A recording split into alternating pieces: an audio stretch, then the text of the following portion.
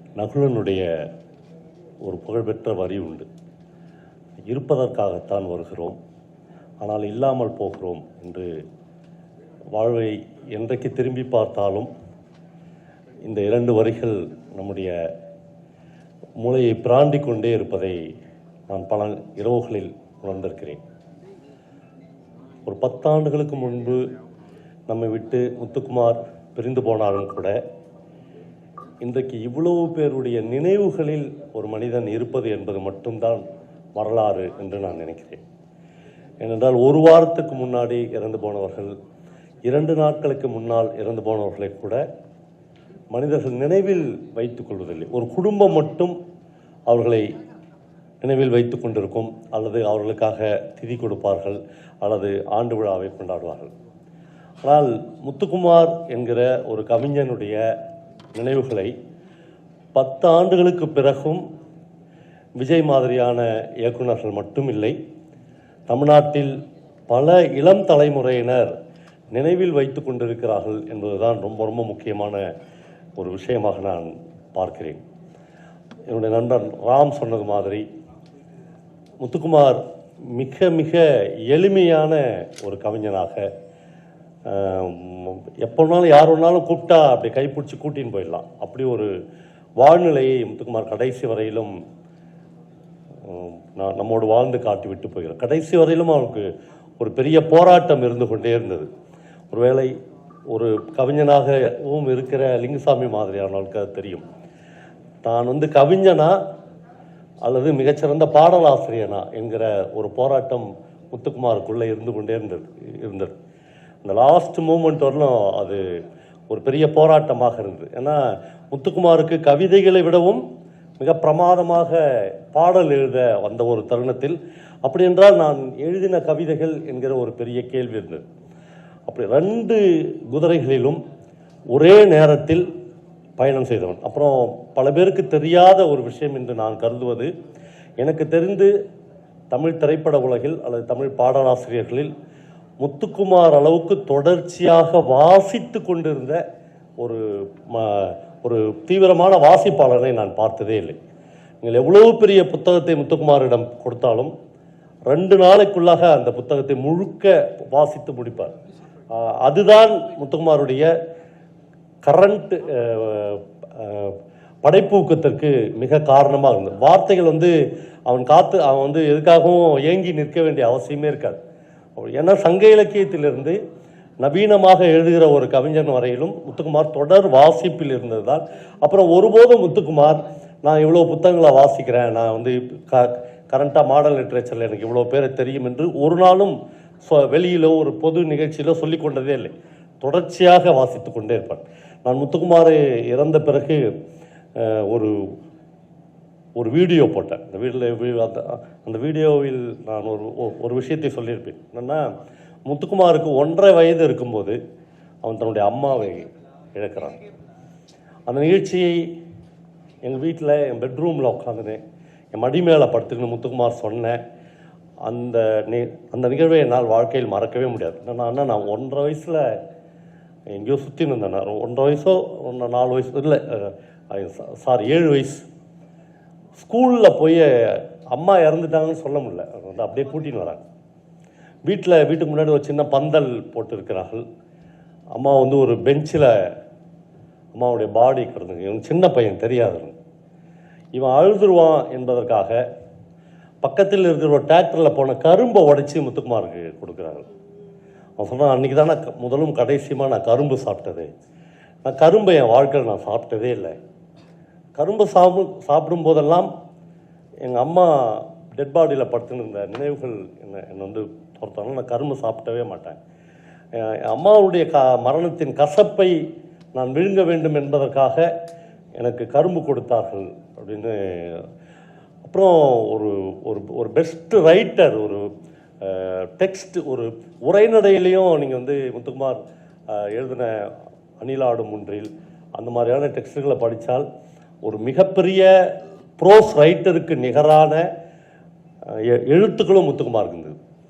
இப்படி பல பேரை தமிழ் சமூகம் தவற விட்டுவிடும். ஆனால் இந்த நண்பர்கள் குறிப்பாக விஜய் மாதிரி தனஞ்சய சார் மாதிரியான நண்பர்கள் 11 வருடங்கள் ஆன பிறகும் கூட அந்த நினைவுகளை அப்படியே சிந்தி விடாமல் அதை தமிழ் சமூகத்துக்கு கொண்டு போய் ஏதோ ஒரு வகையில் சேர்க்க வேண்டும் என்று நினைக்கிறார்கள். ஒரு வகையில் முத்துக்குமார் குடும்பம் எனக்கு இன்னைக்கு வரையிலும் அந்த குடும்பத்தோடு இந்த மேடையில் பேசுகிற இந்த நிமிஷம் வரையிலும் முத்துக்குமாருடைய மனைவியோடு அந்த குழந்தைகளோடு எனக்கு இன்னமும் தொடர்பு இருக்கிறது. நான் எப்பயும் அவங்களோட பேசுனுங்க. அவனை மாதிரி அவனுடைய பையனை நேசித்த ஒரு மனுஷன் நான் பார்த்ததே இல்லை. நான் சொல்லியிருக்கேன் பல தடவை, இவ்வளோ பிரியமாக இருக்காதரா, இவ்வளவு வச்சுருக்காது. ஆனால் உனக்கு என்னென்ன தெரியும், நான் எங்கள் வீட்டுக்கெலாம் அவங்க பையன் வந்தான்னா சின்ன வயசில் செல்ஃபோன் எடுத்து சாம்பாரில் போட்டுருவாங்க, கொதிக்கிற சாம்பாரில். நாங்களாம் துடிச்சிருவோம். அவன் முத்துக்குமார் சொல்கிறான், என்ன புள்ளன்னா அப்படி தானே இருக்கும், புள்ளன்னா சாம்பாரில் தான் போடும், அப்படின்னா வேறு செல்ஃபோன் வாங்கிக்கலாம் விடு அப்படின்னு சொல்லுவான். குழந்தை மீது அவ்வளவு பிரியத்தை கொட்டி வைத்திருந்தான். அந்த குழந்தைகள்லாம் அப்பா இல்லாமலேயே வளர்ந்த ஒரு சூழல் இருக்கிறது. கரும்பு சாப்பிடாமல் முத்துக்குமார் வாழ்ந்திருக்கிறான். ராம் எனக்கு அஜயன் பாலாவை அப்படி நிறைய பேரை முத்துக்குமார் தான் அறிமுகப்படுத்தி, ராமை எனக்கு அறிமுகப்படுத்தி வச்சது முத்துக்குமார் தான் முதல். ஆனால் ராம் சுப்பு அப்படின்னு என்னுடைய ஃப்ரெண்ட் ஒருத்தர் வருவானா பைக்கில், அவனே சட்டி பானைலாம் எடுத்துன்னு வந்துடுவாங்க, அவங்களே சமைச்சே சாப்பிட்டுவாங்க. நீங்கள் தங்கிறது கூட இடம் வேணாம், நீங்கள் அவங்கள பார்த்துங்கண்ணா என்று முதல் திருவண்ணாமலைக்கு ராமை அனுப்பி வைத்தோம். நிறைய பேரை சினிமாவிலும் சினிமாவுக்கு வெளியிலேயும் இலக்கியத்திலேயும் தொடர்ந்து ஒரு தொடர்பு பாலமாக முத்துக்குமார் என்கிற அந்த எளிய கவிஞன் இருந்திருக்கிறான். அவருக்கு இவ்வளவு பெரிய ஒரு 50வது ஆண்டு விழாவை தமிழ் திரைப்பட உலகமே சேர்ந்தும் தமிழ் இலக்கிய உலகமே சேர்ந்தும் கொண்டாட போகிறோம். என்ன கேக் வெட்டுறதுக்கு நம்மோட அன்னைக்கு முத்துக்குமார் இருக்க மாட்டான் என்பதுதான் தாங்க முடியாத துயரமாக இருக்கிறது. நன்றி. எல்லாருக்கும் வணக்கம். தேரடி வீதியில் தேவதை வந்தா அந்த பாடலில் முதல்ல எனக்காக எழுதின பாட்டு முத்துக்குமார். என் கூட ஒர்க் பண்ணும்போது என்னுடைய பாடல் மட்டும் இல்லை, விஜய்க்கு எழுதிட்டு வந்தால் எழுதி முடித்த உடனே எனக்கு முதல்ல ஃபோன் பண்ணுவார், எனக்கு இந்த மாதிரி ஒரு வரி எழுதியிருக்கேன்னு சொல்லி. ரொம்ப நாளாக ஒரு பாதி கதவு நான் அந்த வரியை அந்த கவிதையை வச்சுக்கிட்டு இது யார் கொடுக்கறது மிக அற்புதமாக இருக்குன்னு சொல்லிட்டு அந்த கரெக்டாக ஏஎல் விஜய் படத்தில் அந்த பாட்டு நல்லா அமைஞ்சது. அது மாதிரி எப்பயுமே முத்துக்குமார் நினைக்கும் போது எனக்கு ஒரு வரி அவ்வளோ அழகாக பிடிக்கும். அது விஜய் படத்தில் தான், பறவை பறந்த பெண்பும் கிளையின் நடனம் முடியவில்லைன்னு. அந்த மாதிரி தான் இருக்குது இப்போது. அவன் ஒரு பறவை மாதிரி தான், நிற்க மாட்டபடி நின்று அப்படியே ஒரு மாதிரி ஒரு சிறகடிப்பு இருக்கும் அந்த பேச்சில், அந்த பரபரப்பில். ஒரு டயத்துக்கு பிறகெல்லாம் என்னென்னா நோட்டு பேனா வச்சு எழுதுறது இல்லை, சொல்கிறதுக்கு அளவுக்கு வந்துட்டு அப்படி சொல்கிறது தான். சங்கசாராக இருந்தாலும் சரி தான், எந்த டீமுக்கு போனாலுமே நம்ம பேப்பர் எடுத்து வச்சுக்கணும், நம்ம சின்சைட்லேருந்து யாரோ ஒருத்தர் பேடு வச்சுக்கணும், சொல்ல நம்ம யாராவது எழுதணும். ஒரு கார் ட்ராவல் போய் ஆம்பூர் அந்த ஸ்டார் பிரியாணி வரைக்கும் போகிற வரைக்கும் ஒரு பாட்டு முடிச்சிருவார், கார்லேயே எழுதி முடிச்சிருவாங்க. அவ்வளோ ஒரு பெரிய ஒரு மிகப்பெரிய ஒரு கவிஞன். வெயில் படத்தில் செல்வராகவன் காம்பினேஷனில், அப்புறம் நம்ம ராம் படத்தில், அப்புறம் எல்லா மியூசிக் டைரக்டர்கிட்டையும், அதாவது ஒரு சில லிரிக் ரைட்டர் ஒரு சிலர் எல்லாரோடையும் அப்படி ஒரு இணக்கமாக இருக்க மாட்டாங்க. ஏ ரகுமான்லேருந்து ஆரம்பித்து யுவன் சங்கர் ராஜா, ஜிவி பிரகாஷ், எல்லா ஹாரிஸ் ஜெயராஜ், எல்லா மியூசிக் டைரக்டருடைய பெஸ்ட்டு ஒரு லிரிக் ரைட்டராக ஒரு காலகட்டத்தில் அப்படி இருந்தார். ஒரு வருஷத்தில் தனஞ்சய சார் சொன்ன மாதிரி 180 பாடல், அந்த அளவுக்கு ஒரு 6-7 வருஷம் தொடர்ந்து முதல் இடத்துல அது அவ்வளவு தூரம் எழுதின ஒருத்தர். எங்கள் கம்போசிங்கில் என்னென்னா எந்த தயக்கம் பயம் ஒரு மியூசிக் டைரக்டர் என்ன நினைப்பாங்க அதை பற்றி யோசிக்காமல் யுவன் சங்கர் ராஜா சாருடைய டியூனை அவன் மாற்றி விட்டுருவாங்க.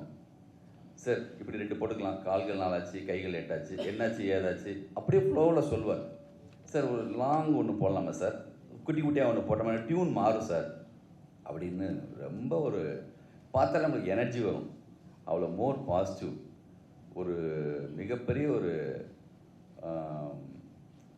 முதல்ல அவனுடைய கவிதை தூர் கவிதை எங்கள் ஞாபகம் இருக்குது. படைப்பாளி சங்க சார்பாக பிரச்சனைகள் வந்தப்போ பாலுமேந்திரா சார் தான் அந்த கவிதை சொல்கிறாரு.